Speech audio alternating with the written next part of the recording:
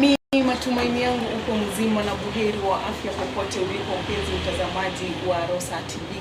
Tarehe ni 2 mwezi Februari mwaka 2026, ambapo naangazia habari za siasa, wakati ambapo viongozi mbalimbali wanatoa sera zao kwa wananchi, wakijiandaa kuwania vyeo mbalimbali kwa mwaka ujao wa kupiga kura mwaka 2027.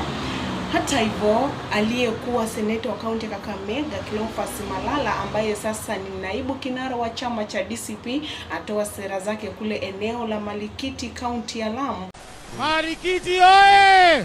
Akiwarai wananchi wasimpigie Rais William Ruto ama wasimpe uongozi mwaka ujao.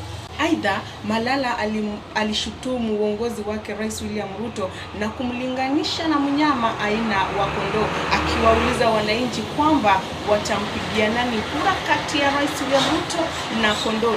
Mukienda kwa ballot paper pale kwa polling station, mwende mupate sura ya William Ruto na sura ya Rigiji, mutapigia nani kura?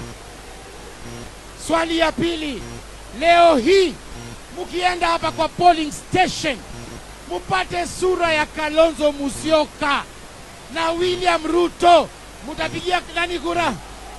Ati mutapigia nani kura?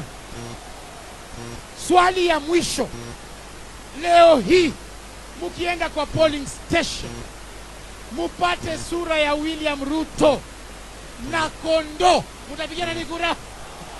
Mutapigia nani kura? Hebu tuone watu wa kondoo.